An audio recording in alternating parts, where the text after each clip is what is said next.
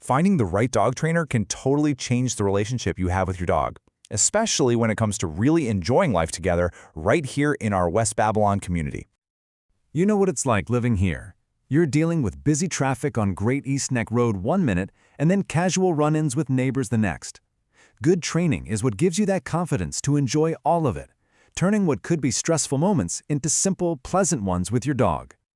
So here's our game plan. We'll start with setting the right goals for life around here. Then we'll look at the different kinds of training. After that, we'll cover how to spot a real professional, get into the nitty-gritty of costs and questions, and finally, talk about where to practice those new skills around town. Okay, first things first.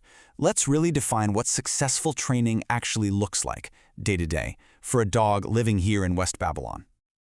A good trainer is going to help you focus on what really matters. We're not talking about teaching your dog circus tricks, right?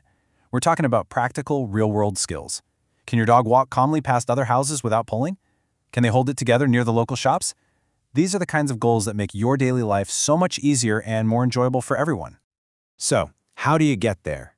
Let's explore the different training formats out there to find what's going to be the best fit for your dog's personality and, well, your lifestyle. The two most common paths you'll see are in-home training and group classes. In-home is fantastic because you're solving problems right where they happen, like barking at the front door or jumping on guests.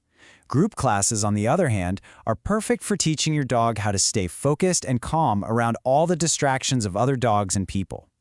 And of course, there are more specialized options. Private lessons give you a highly customized plan.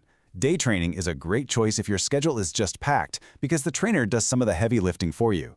And for more complex issues like real fear or reactivity, behavior modification offers a structured approach to help your dog feel a lot more secure. With so many trainers to choose from, how do you spot a true professional? Well, the key is to really look at their methods and their credentials. Modern, effective training is built on a really simple idea: positive reinforcement. It's all about rewarding your dog for getting it right, instead of punishing them for getting it wrong.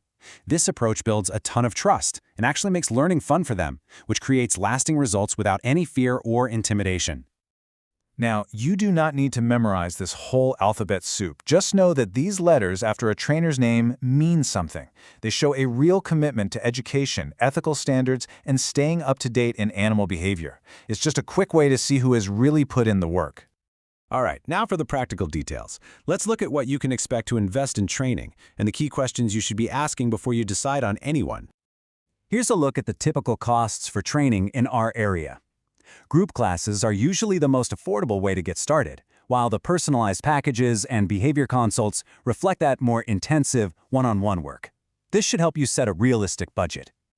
Think of this as your hiring checklist. You want to hear them talk about positive, low-stress methods. You want to know exactly how they'll tailor the training for your specific dog and your lifestyle. And you absolutely need clarity on how progress is measured and what the total costs are before you begin. So, once the training begins, the work isn't just in the sessions. The next and maybe most important step is getting out there and practicing these new skills in the real world. And practicing in public means being a good neighbor. It's pretty straightforward stuff. Leashes are a must everywhere in public, and your dog needs to be licensed with Suffolk County and be up to date on their rabies vaccine. These aren't just suggestions. They're the rules that keep our community safe and enjoyable for everybody. You can even use our local parks pretty strategically. Belmont Lake is perfect for teaching your dog to focus with distractions like families and squirrels.